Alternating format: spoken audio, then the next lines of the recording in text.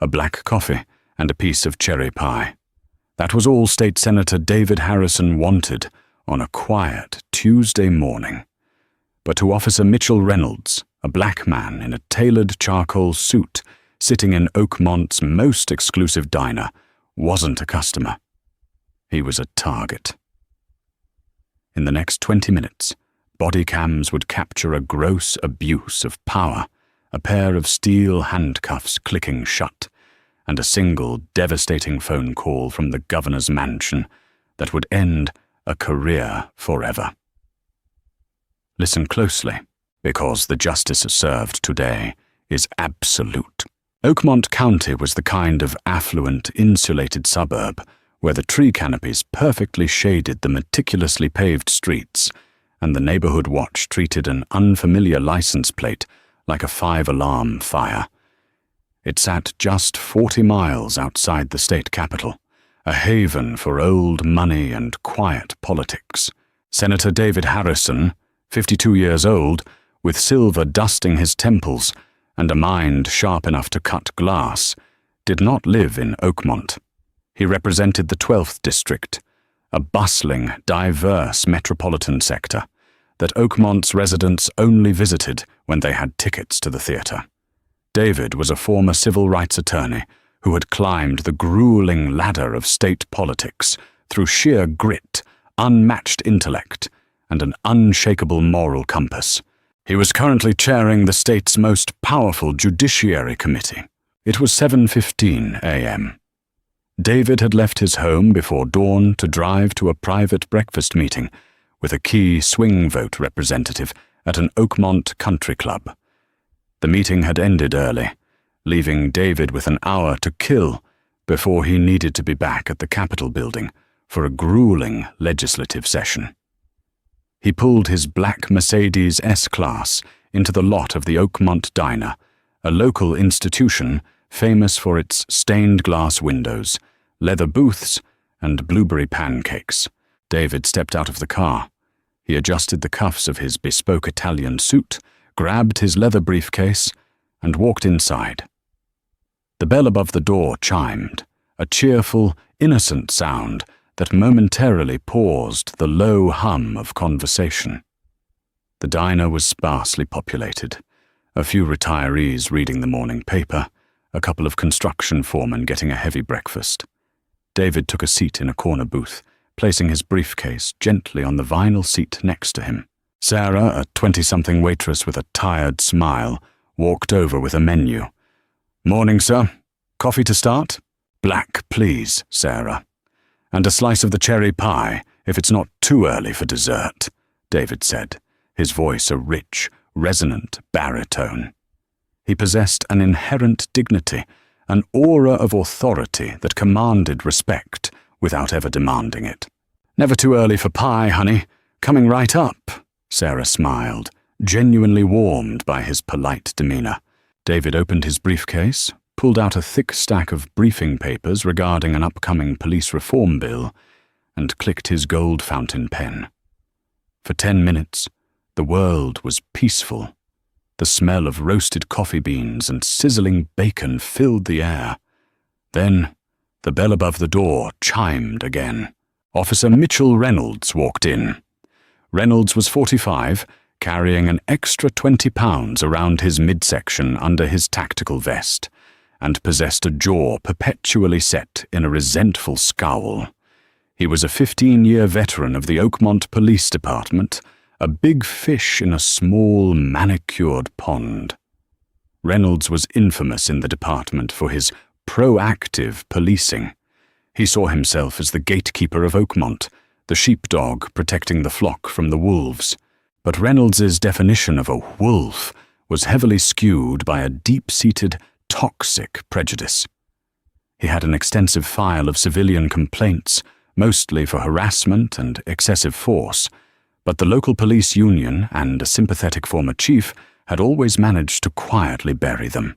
Reynolds walked in out of the crisp morning air, slapping his leather gloves against his palm. He exchanged a nod with the diner manager, Greg, who was wiping down the counter. "Morning, Mitch. The usual?" Greg asked. Yeah, Greg. Black coffee, to go. Reynolds leaned against the counter, his eyes lazily scanning the room.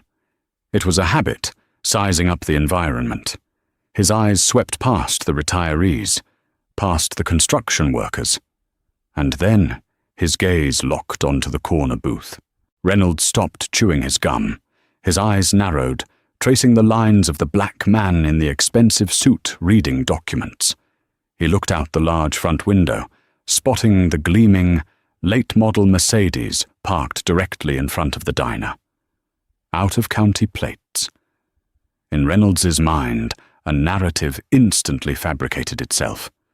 Nobody around here dresses like that on a Tuesday morning unless they're going to court. Cars probably leased, or worse.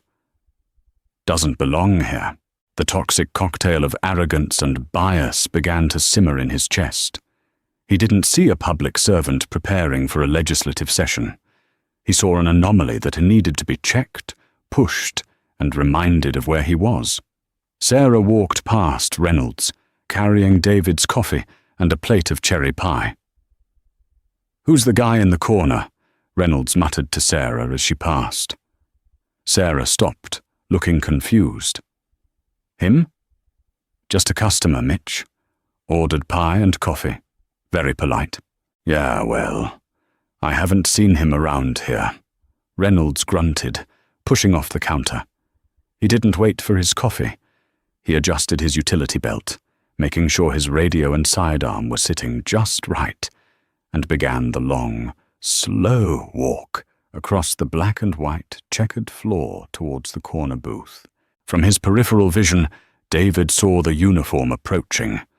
A lifetime in America, coupled with decades as a civil rights lawyer, had honed his situational awareness to a razor's edge. He knew the walk. He knew the posture. It was the aggressive saunter of a man looking for a reason to exercise power. David didn't look up. He took a slow sip of his coffee, turned a page of his briefing, and waited for the shadow to fall over his table.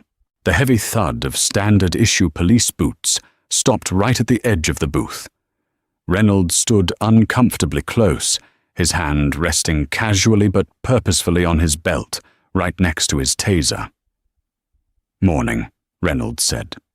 The word was a greeting, but the tone was an interrogation. David calmly finished the sentence he was reading, capped his fountain pen, and finally looked up. He met Reynolds' hard stare with eyes that were perfectly calm, yet completely unyielding. "Good morning, officer," David replied smoothly. Reynolds chewed his gum, looking David up and down, then glancing out the window at the Mercedes. "Nice car out there. Yours?" "It is," David answered neutrally. He didn't ask how he could help. He didn't offer a nervous smile. He simply answered the question and waited. This lack of subservience instantly irritated Reynolds. He was used to civilians stammering, over-explaining, or immediately shrinking in his presence. "What brings you to Oakmont?" Reynolds asked, leaning forward slightly, invading David's personal space. "Breakfast," David said, gesturing to the half-eaten cherry pie. "Don't get smart with me, buddy. I asked you a question. You don't look like you're from around here." "I wasn't aware that Oakmont required a local residency to patronize its diners, officer." David trailed off, letting his eyes drop to the nameplate on the uniform. "Officer Reynolds." Reynolds's face flushed. The quiet, commanding intelligence in David's voice felt like an insult to the cop. "We've had some burglaries in the area lately. High-end neighborhoods. Lots of suspicious activity. I'm just doing a routine check. I'm going to need to see some ID." The diner, previously filled with the soft clatter of silverware and quiet chatter, suddenly went dead silent. The retirees at the next table lowered their newspapers. Sarah, the waitress, stopped filling a sugar dispenser at the counter, her eyes wide. Everyone was watching. David did not reach for his wallet. He sat perfectly still. He knew the law in this state better than the man who wrote the police manual. He had literally co-authored the state's revised code on search and seizure. "Officer Reynolds," David said, his voice remaining level, not raising a single decibel.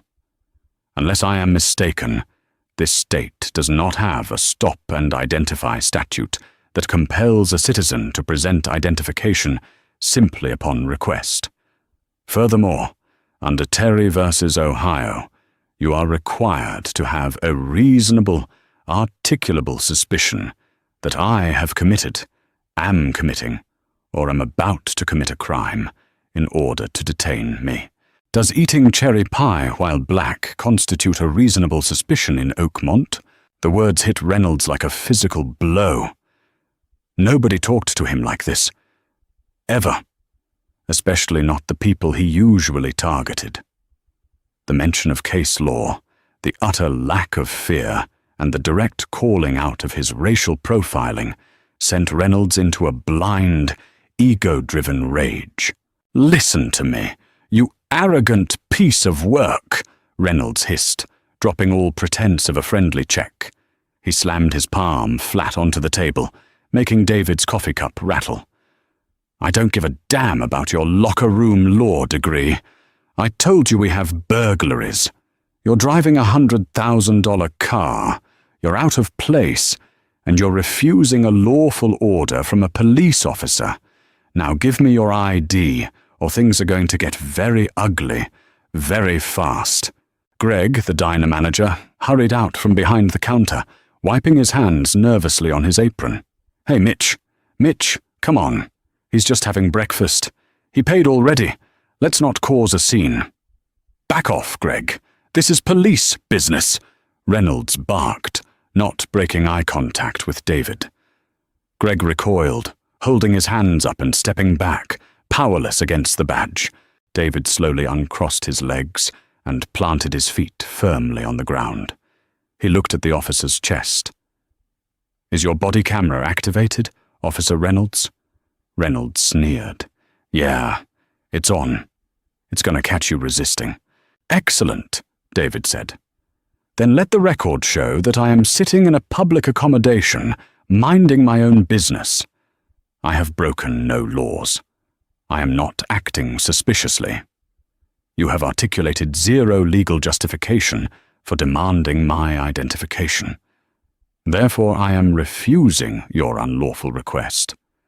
Am I free to go, or are you detaining me?" It was a masterclass in legal verbal judo, and Reynolds had just been pinned.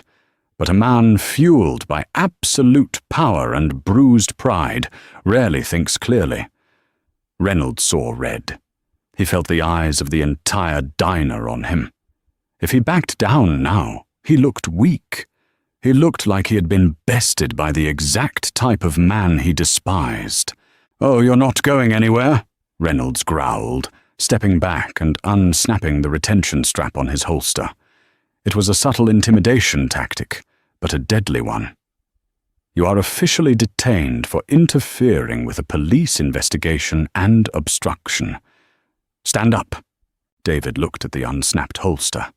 He recognized the lethal danger of the situation. He was a senator, yes, but right now, in this diner, he was just a black man facing down an angry, armed police officer. He knew that any sudden movement, any perceived aggression, could end his life. "I will stand," David said slowly, raising his hands so they were clearly visible. "I am complying with your physical orders under duress, but I am stating clearly for your camera that this is an unlawful detention." "Stand the hell up and turn around! Hands behind your back!" Reynolds shouted, his voice cracking with adrenaline. David slid out of the booth. He stood up to his full 6'2" height, towering over the stocky officer. The physical disparity only angered Reynolds more. "Turn around!" Reynolds yelled, grabbing David roughly by the shoulder and spinning him around toward the table. The physical contact crossed a massive legal and moral threshold. Reynolds roughly shoved David's chest against the edge of the table, knocking over the coffee cup. The dark liquid spilled across the white saucer and soaked into the briefing papers. The very papers detailing the police reform bill David was championing. "Put your hands behind your back now," Reynolds commanded, pressing his forearm aggressively into David's spine. David offered zero physical resistance. He calmly placed his hands behind his back, interlacing his fingers. "I am not resisting, Officer Reynolds. I am fully compliant." Reynolds unhooked his handcuffs from his belt. The sound was distinct and chilling in the quiet diner. Zip, zip, click, click. The heavy cold steel snapped tightly around David's wrists. Reynolds squeezed the metal cuffs down an extra notch, purposefully making them bite painfully into David's skin. David winced slightly, but did not make a sound. "You have the right to remain silent," Reynolds began, panting slightly as he recited the Miranda warning, yanking David backward by the chain of the cuffs. "Anything you say can and will be used against you in a court of law." The patrons in the diner were in shock. A teenage boy in a booth near the window had his smartphone out, recording the entire interaction. Sarah was covering her mouth with her hands, tears welling in her eyes. It was a grotesque display of raw, unjustified humiliation. "Let's go," Reynolds snarled, grabbing David by the bicep and marching him toward the diner entrance. "Officer," David said calmly as they walked, his voice carrying clearly over the dead silence of the room. "You are making a monumental mistake, one that will irrevocably alter the course of your life." "Save it for the judge, pal," Reynolds laughed mockingly. "I've heard it all before. Every perp thinks they're untouchable." Reynolds shoved the diner door open, pushing David out into the cool morning air. The sun had fully risen now, casting a bright, unforgiving light on the scene in the parking lot. Reynolds marched David toward his cruiser, pressing him hard against the side of the vehicle and aggressively patting him down, spreading David's legs with a harsh kick to his ankles. At that moment, a second Oakmont police cruiser whipped into the parking lot, lights flashing, and screeched to a halt. Reynolds had hit his radio panic button during the argument in the diner. Out stepped Officer Jenkins. Jenkins was 24, a rookie fresh out of the academy, and unlike Reynolds, he still possessed a conscience. He jogged over, his hand resting on his duty belt. "Mitch, what's going on? You hit the button," Jenkins said, assessing the scene. He looked at the impeccably dressed, handcuffed man pressed against the squad car, and then at the pristine S-Class nearby. Something immediately felt wrong to the young officer.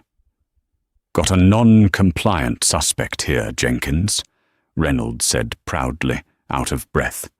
"Refused to ID, matched the profile for the burglaries, resisted detainment. Obstruction. I'm taking him in." Jenkins looked at David. David turned his head, resting his cheek against the cold metal of the police car, and looked directly into the rookie's eyes. "Officer," David said to Jenkins. His voice was no longer just polite. It was the booming, commanding voice of a state senator who commanded rooms of hundreds of people. "My name is David Harrison. Your senior officer has unlawfully assaulted and arrested me without cause. Since he is intent on booking me, I suggest you retrieve my identification. It is in the inside left breast pocket of my suit jacket." Reynolds laughed, a harsh, grating sound. "Oh, now he wants to show ID. Too late for that, buddy. You'll be identified at the station when we run your prints." Jenkins, however, felt a cold knot form in his stomach. The man didn't sound like a burglar. He sounded like a judge. "Mitch," Jenkins said hesitantly, "let me just check his pocket. Protocol says we should identify before transport if possible." Reynolds rolled his eyes. "Fine. Check his fancy suit. Probably got a fake ID in there anyway." Jenkins stepped forward. "Excuse me, sir," he said respectfully, reaching into the inner pocket of David's Brioni jacket. His fingers brushed against a thick, premium leather wallet. He pulled it out and flipped it open. There, sitting behind a clear plastic window, was not a standard driver's license. It was a solid gold, beautifully embossed identification card. At the top, in bold, unmistakable lettering, it read, State Senate. Below that, a high-quality photograph of the man currently in handcuffs, and below the photo, Senator David Harrison, Chair, Judiciary Committee. Jenkins stopped breathing. The blood completely drained from his face, leaving him a sickly, pale white. His hands began to visibly shake. He stared at the card, read the words 3 times, and then slowly raised his eyes to look at the man pressed against the hood of the car. Mitch, Jenkins stammered, his voice cracking completely. What? Reynolds snapped, adjusting his belt. He got warrants. Tell me he's got warrants. Jenkins turned the wallet around, holding it out with trembling fingers, so Reynolds could see the gold shield and the bold letters. Mitch, Jenkins whispered, absolute terror laced in his words. He's a state senator. Reynolds froze. The arrogant smirk vanished from his face, replaced by a sudden, sickening slackness. He stared at the gold card. He read the name. Harrison. The man who basically controlled the state's law enforcement budget. The man who was leading the police reform task force. The cold morning breeze suddenly felt like ice against Reynolds' skin. For the first time in 15 years, Officer Mitchell Reynolds realized he had just destroyed his own life. David Harrison turned his head, looking at Reynolds with eyes as cold and deep as the ocean. Like I said, Officer Reynolds, David spoke softly. A monumental mistake.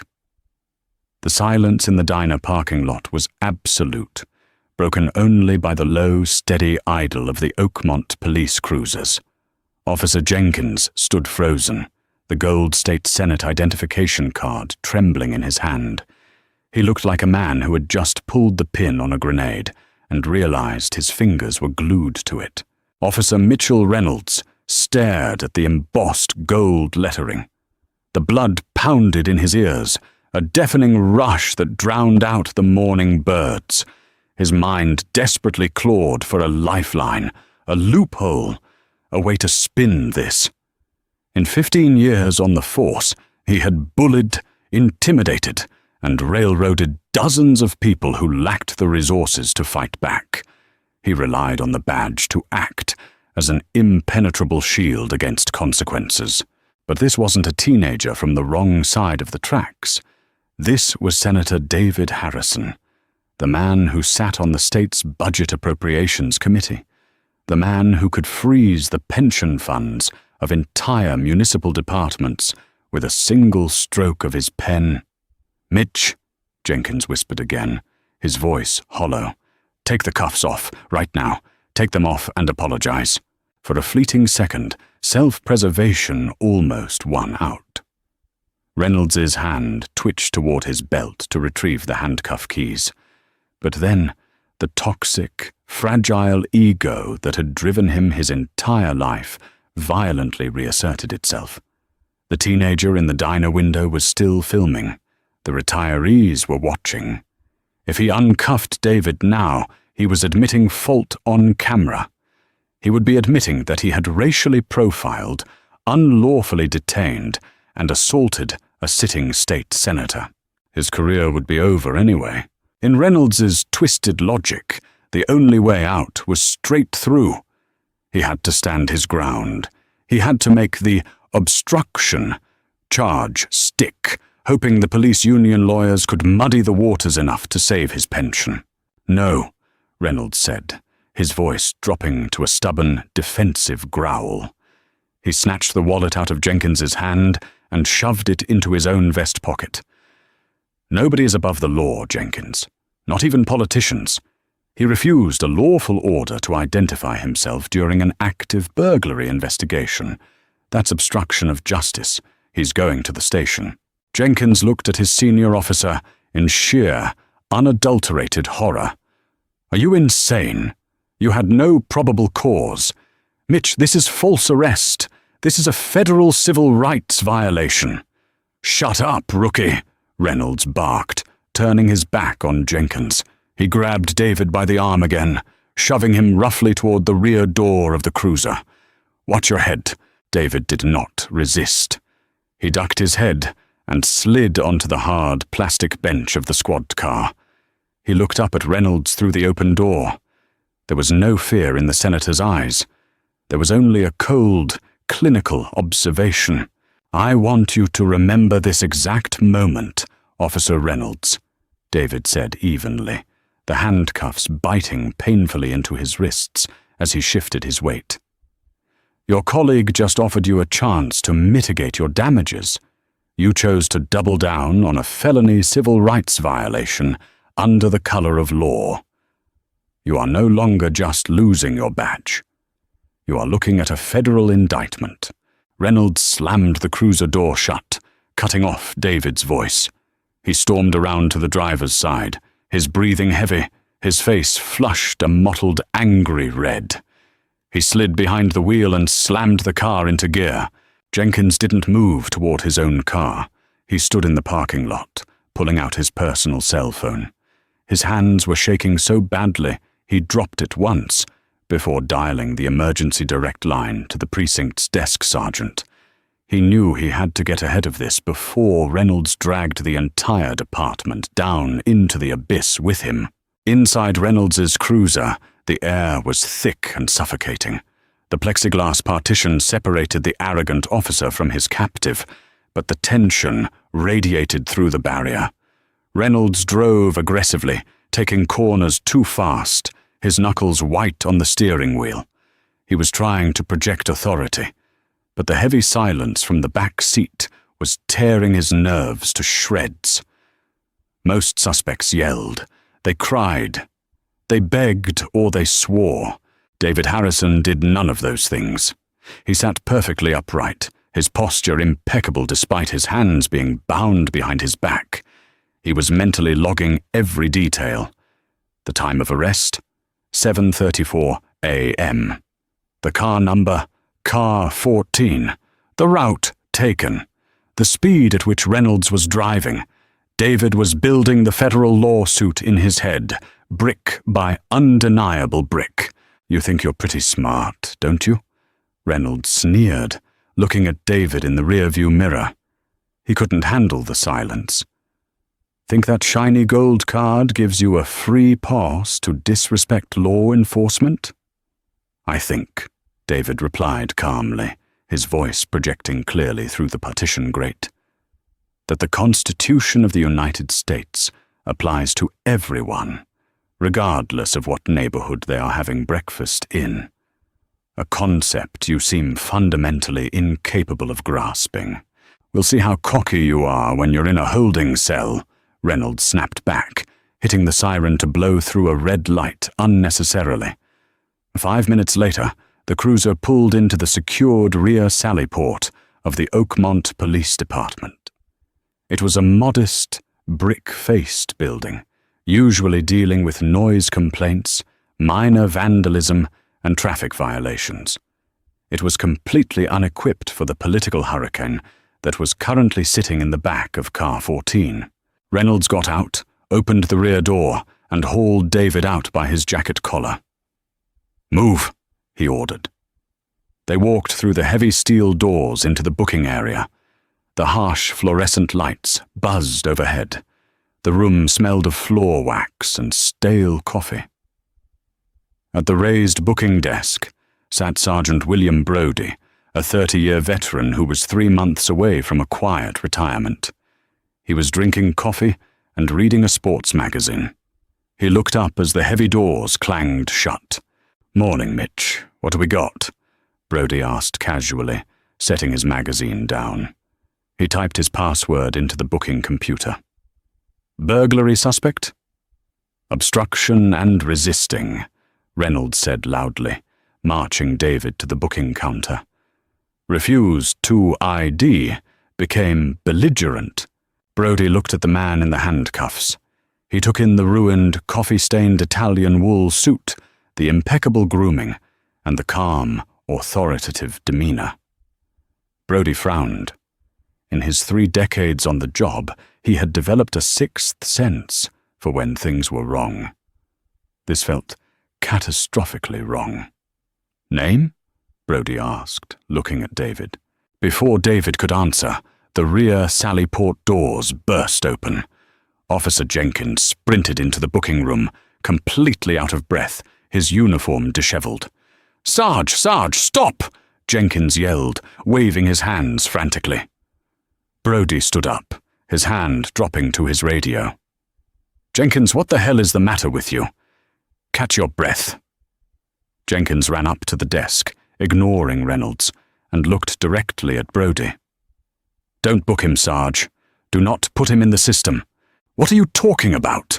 Reynolds snarled, stepping toward Jenkins. "I'm the arresting officer. Back off!" Jenkins turned and pointed a trembling finger at Reynolds. "He unlawfully detained him. No probable cause, Sarge. I was there. I saw the whole thing, and—" Jenkins swallowed hard, turning to look at David. "Tell him who you are, sir." David stepped forward, his hands still cuffed behind his back. He looked up at Sergeant Brody. "My name is State Senator David Harrison," David said, his voice echoing in the quiet booking room. "I am the chairman of the Judiciary Committee, and I have just been abducted by your officer." Brody stared at David. The color instantly drained from the old sergeant's face. He knew that name. Every cop in the state knew that name. Brody looked at Reynolds, his eyes wide with a mixture of rage and absolute dread.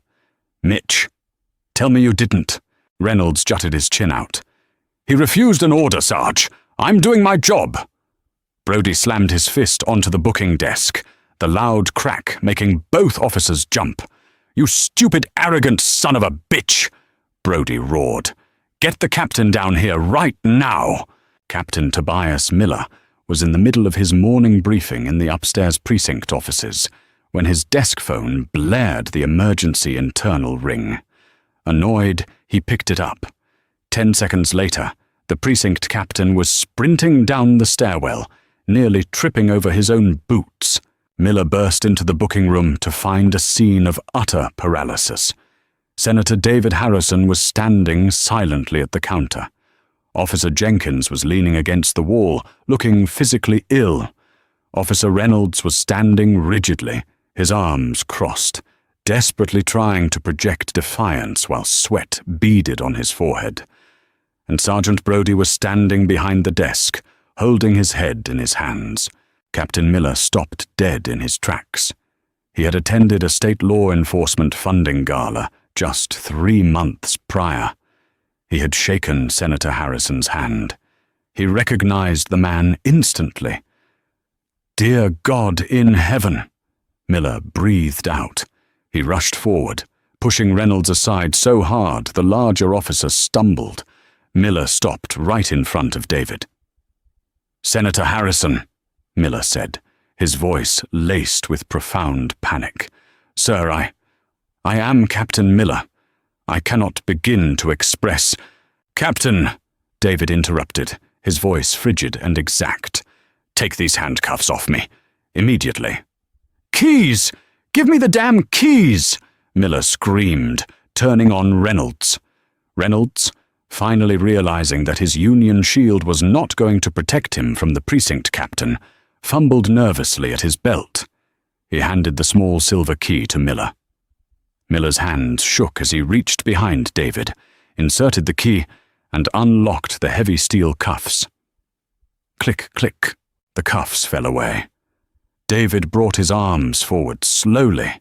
His wrists were bruised and angry red, the metal having dug deeply into his skin. He casually straightened his jacket sleeves, adjusting his cuffs over the abrasions. He did not rub them. He did not show pain. He simply looked at Captain Miller. "Senator, please come into my office," Miller pleaded, gesturing toward the secure hallway. Let me get you a fresh coffee. Let's sit down and clear this up. This is a massive misunderstanding." "It is not a misunderstanding, Captain Miller. It is a crime," David replied, his tone leaving no room for negotiation. "I will not sit in your office. I will stand right here. And I have 3 immediate demands." "Anything. Anything you need, Senator." David pointed a finger at Sergeant Brody. "First, you will immediately sequester Officer Reynolds's body camera. You will pull the server drive and place it into an evidence bag in my presence. If a single frame of that footage goes missing or is corrupted, I will personally see to it that the FBI tears this precinct apart, down to the foundation." "Sarge, do it now. Pull the drive," Miller ordered instantly. Brody began furiously typing at his terminal.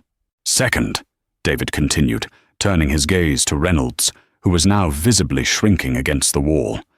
"Officer Reynolds is to be stripped of his badge, his service weapon, and his police powers immediately, pending a full internal and state-level investigation." "You can't do that!" Reynolds shouted, panic finally breaking through his arrogant facade. "Union rules dictate—" "Shut your mouth, Reynolds," Miller roared, his face purple with fury. "Give me your gun, now, and your badge. You're suspended without pay, effective this exact second." Reynolds stared at the captain in disbelief. The safety net was gone. Slowly, with shaking hands, he unbuckled his duty belt and handed it over, followed by the gold shield pinned to his chest. He looked small, suddenly. Stripped of his weapons and his authority, he was just an angry, frightened man who had picked a fight with a titan and lost. "And third," David said, his voice dropping to a dangerous quiet register, "I want my phone. It is in my briefcase, which is currently in the front seat of Officer Reynolds's cruiser." "Jenkins, get the senator's briefcase," Miller snapped. Jenkins sprinted out the Sallyport door. Within 30 seconds, Jenkins returned, carrying the expensive leather briefcase. He handed it to David as if it were made of glass. David placed the briefcase on the booking counter. He clicked the brass locks open, reached inside, and pulled out his smartphone. He ignored the dozen unread messages from his staff, wondering why he wasn't at the Capitol yet. "Are you calling your attorney, Senator?" Miller asked nervously, wringing his hands. "Because we can have the city attorney down here in 10 minutes to—" "I am an attorney, Captain," David said sharply. "I don't need counsel. I need the executive branch." David unlocked his phone, bypassed his contacts list, and dialed a private, unlisted number that only a handful of people in the state possessed. He put the phone to his ear. The booking room was dead silent. Even the hum of the fluorescent lights seemed to quiet down. Reynolds watched, his stomach dropping into a bottomless void as he realized exactly who the senator was calling. The phone rang twice. Then a crisp, professional voice answered. "Executive Office, Chief of Staff speaking." "Brian," David said smoothly. "It's David Harrison." "Senator, we were just wondering where you were. The committee session starts in 20 minutes. The governor is asking for you." "I'm going to be slightly delayed, Brian. Please patch me through to Richard. Immediately." There was a brief pause on the line. The Chief of Staff caught the deadly serious tone in David's voice. "Putting you through now, David." A click. Then the deep, recognizable voice of Governor Richard Hayes came over the line. "David, good morning. Tell me you've got Representative Cole's vote locked down for the reform bill." "Richard," David said, his eyes locking onto Officer Reynolds, who was now leaning against the wall, looking physically sick. "I do have the vote, but we have a more pressing issue regarding the police reform initiative. Specifically, a demonstration of exactly why we need it." "What's going on, David? You don't sound like you're at the Capitol." "I'm not," David replied. I am currently standing in the booking room of the Oakmont Police Department. 10 minutes ago, I was physically assaulted, unlawfully arrested, and handcuffed in a public diner by one of their officers for the crime of drinking coffee while black. The silence on the other end of the line was profound. When the governor finally spoke, the easygoing political charm was completely gone, replaced by the chilling, ruthless authority of the state's highest executive. "Who is the commanding officer in the room with you right now?" the governor asked, his voice like cracking ice. David looked at Captain Miller, who was currently sweating through his uniform shirt. "Captain Tobias Miller," David answered. "Put him on speakerphone," the governor commanded. David pulled the phone away from his ear, tapped the speaker icon, and set the phone gently on the booking counter. "Governor Hayes, you are on speakerphone with Captain Miller," David announced. Captain Miller leaned over the counter, his voice trembling. "Governor Hayes. Good morning, sir." "Captain Miller," the governor's voice echoed loudly through the small, sterile room. "Let me be perfectly clear so there is no ambiguity.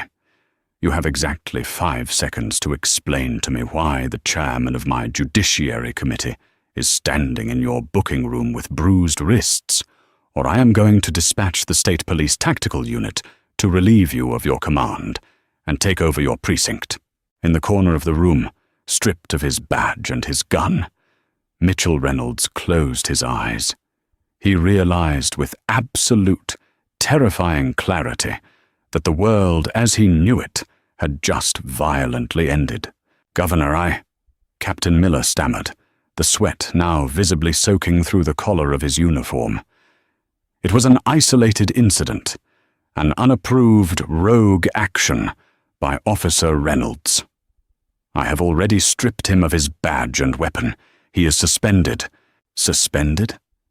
Governor Richard Hayes's voice echoed from the phone speaker, vibrating with barely contained fury. "Captain, you are talking about the chairman of the State Judiciary Committee, the man who is single-handedly rewriting the state's law enforcement code. You don't suspend a man who kidnaps a state senator. You arrest him. I am dispatching State Attorney General Robert Kensington and a unit of the state police to your location right now. Secure the building. Nobody leaves. Not you, not your desk sergeant, and certainly not the disgraced officer in the corner." "Yes, Governor. Understood completely, sir," Miller choked out, his eyes darting around his own booking room as if the walls were closing in on him. "David," the governor's tone softened slightly, shifting from executive wrath to political alliance. "Are you injured? Do you need paramedics?" "I am bruised, Richard, but I am fine," David replied, picking up his phone and taking it off speaker. "I am going to remain here until the Attorney General arrives. I want a full chain of custody established on the body camera footage. Kensington is leaving the capital now with an escort. He'll be there in 20 minutes. Give them hell, David." "Always," David said, and ended the call. He slipped the phone back into his tailored jacket pocket. The silence that fell over the precinct booking room was absolute and suffocating. Officer Jenkins looked like he might vomit. Sergeant Brody was typing furiously at his terminal, ensuring the server logs for the body camera data were permanently locked down and archived. And then, the heavy security doors from the precinct lobby swung violently open. In walked Arthur Stanton, the regional representative for the Police Benevolent Association. Stanton was a bulldog of a man in a cheap grey suit, known throughout the county for aggressively shielding bad cops from accountability. He had received a frantic text from Reynolds while David was being uncuffed. Stanton stormed into the room, chest puffed out, carrying a faux leather briefcase. He didn't look at David. He looked straight at Captain Miller. "Captain," Stanton barked, his voice loud and obnoxious, "I'm formally invoking my client's garrity rights. Officer Reynolds is not to be questioned. I hear you've taken his badge without a formal union hearing. That's a direct violation of the collective bargaining agreement, Tom, and you know it. We're going to sue this department for breach of contract, and we're walking out of here right now." Stanton turned to Reynolds, gesturing toward the door. "Come on, Mitch, don't say a word to anyone. We're leaving." Reynolds didn't move. He stood plastered against the cinder-block wall, his eyes wide and hollow. He looked at Stanton, then slowly pointed a trembling finger at the black man, standing casually by the booking desk. Stanton finally turned to look at David. He looked him up and down, noting the spilled coffee on the expensive suit and the red, raw indentations on his wrists. Stanton sneered, assuming this was just another civilian complaint that he could steamroll. "Is this the guy?" Stanton asked dismissively. "Look, pal, whatever you think happened out there, my officer was acting within his discretionary authority. If you want to file a civilian complaint, there's a form in the lobby. But my client is leaving." David slowly closed his briefcase and rested both hands on top of it.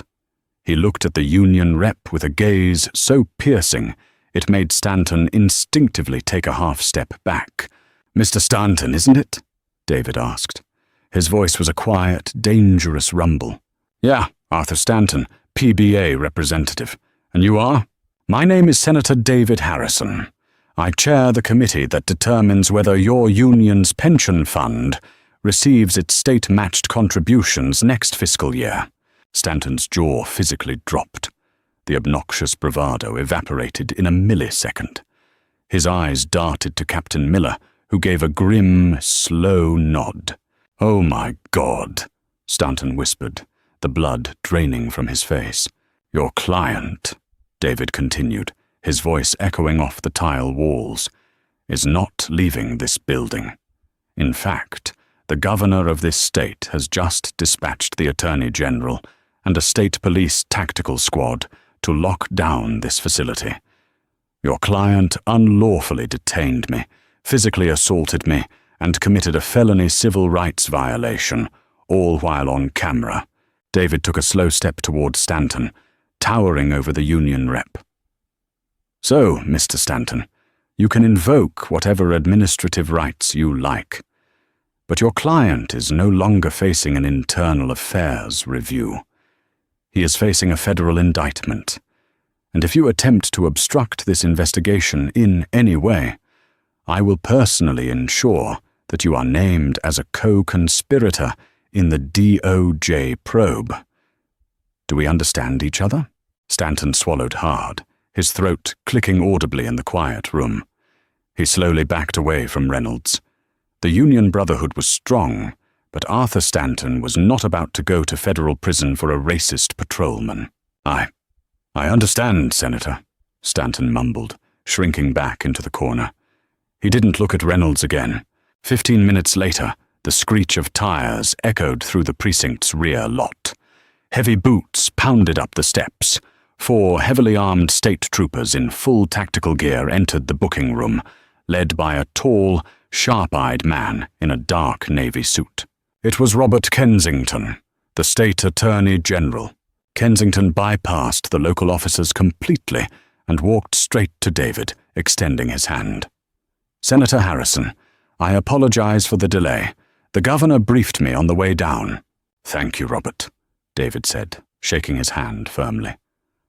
"The primary evidence is the body camera footage from Officer Reynolds. Sergeant Brody has isolated the drive." Kensington nodded, then turned to his troopers. "Secure the perimeter. Nobody enters or exits without my direct authorization." He turned his piercing gaze to Captain Miller. "Captain, we are taking over my command center in your main briefing room. I want the body camera footage queued up on the projector immediately. All officers involved in this arrest will be present." The precinct's upstairs briefing room was designed for morning roll calls, not state-level tribunals. The fluorescent lights were dimmed. At the front of the room, a large projection screen was pulled down. Senator David Harrison sat in the front row, his arms crossed. Next to him sat Attorney General Kensington. Behind them stood Captain Miller, Officer Jenkins, and a thoroughly defeated Arthur Stanton. In the center of the room, seated in a hard plastic chair and flanked by 2 state troopers, was Mitchell Reynolds. He was shaking. The adrenaline had completely worn off, leaving behind nothing but the cold, nauseating terror of utter ruin. "Play the footage, Sergeant," Kensington ordered. Sergeant Brodie, sitting at the precinct's media computer, clicked the mouse. The screen flickered to life. It was Reynolds's perspective, complete with the timestamp in the upper right corner. The audio kicked in, the chime of the diner bell, the low murmur of conversation. They watched as Reynolds approached the corner booth.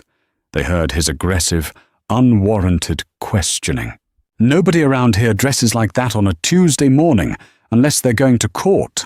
They watched David's calm, legally flawless refusal to provide identification.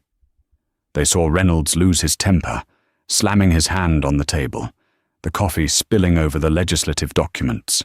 "Oh, you're not going anywhere. You are officially detained." The room watched in deafening silence as Reynolds physically assaulted the senator, shoving him against the table, the sickening click-click of the handcuffs echoing through the speakers. Attorney General Kensington's face was a mask of cold fury. He was taking furious notes on a legal pad. The footage showed the march to the police cruiser. It showed Officer Jenkins arriving and discovering the gold Senate ID. It showed Reynolds deliberately ignoring the revelation, choosing instead to double down on his abuse of power. But it was what happened next that turned a terrible situation into a catastrophic one for the Oakmont Police Department. On the screen, Reynolds slammed the cruiser door shut, trapping David in the back. Reynolds then walked around the front of his car. Officer Jenkins was standing there, looking panicked. The body camera audio was crisp and unforgiving. "Mitch, this is false arrest. This is a federal civil rights violation," Jenkins pleaded on the video. Reynolds's voice hissed back, laced with arrogant malice. "Shut up, rookie. Just do what we always do. We'll write it up like the Jackson kid. Sprinkle a little powder in the floorboards at the impound, say he matched the description of a fleeing suspect, and lock him up. Judges in this county believe anything I write. We own this town." The video paused. The silence in the briefing room was no longer just tense. It was lethal. David slowly turned his head to look at Captain Miller. Miller looked like he had been shot in the chest. "Captain," David said, his voice deadly quiet. "Who is the Jackson kid?" Miller couldn't speak. He was hyperventilating. Attorney General Kensington stood up slowly. He looked at Reynolds, who was now openly weeping, his face buried in his hands. "The Jackson kid," Kensington said, answering for the captain. "Marcus Jackson, 18 years old, arrested by Officer Reynolds 6 months ago for narcotics possession and resisting arrest. He's currently serving 3 years in the state penitentiary. He claimed the drugs were planted. The department cleared Reynolds of any wrongdoing." David stood up. He walked over to where Reynolds was sitting. The 2 state troopers tensed, but David simply looked down at the sobbing man. "You didn't just profile me, Officer Reynolds," David said, his voice echoing with the weight of absolute justice. "You revealed a systemic pattern of corruption, evidence tampering, and perjury. You thought your badge was a shield, but all it did was record your confession." David turned to the Attorney General. "Robert, I don't just want this man arrested. I want the Department of Justice to tear this entire precinct apart. I want every single arrest report Mitchell Reynolds has filed in the last 15 years audited. I want the Jackson boys' case reopened by tomorrow morning, and I want the mayor of this city in my office by 5 p.m. today." "Consider it done, Senator," Kensington said firmly. He gestured to the troopers. "Arrest Mr. Reynolds. Book him on false imprisonment, assault under the color of law, official misconduct, and conspiracy to commit evidence tampering." The troopers pulled Reynolds to his feet. The man who had terrorized Oakmont for a decade and a half didn't resist. He was broken. The heavy steel of the troopers' handcuffs clicked around his wrists. The poetic justice of the sound was not lost on anyone in the room. As they marched Reynolds out of the briefing room, David picked up his briefcase. He looked at Officer Jenkins, who was still standing by the wall, trembling but standing tall. "Officer Jenkins," David said. Jenkins snapped to attention. "Yes, sir." "You did the right thing today. You tried to stop it. When the state takes over this department, and we will take it over, we will be looking for officers with integrity to rebuild it. Keep your record clean." "I will, Senator. Thank you," Jenkins whispered. David Harrison walked out of the briefing room, down the stairs, and out the front doors of the Oakmont Police Department. The mid-morning sun was shining brightly. His black Mercedes had been driven over from the diner and was waiting for him at the curb, keys in the ignition, courtesy of a terrified desk sergeant. David opened his briefcase, pulled out the coffee-stained briefing papers on the police reform bill, and smoothed them out on the roof of his car.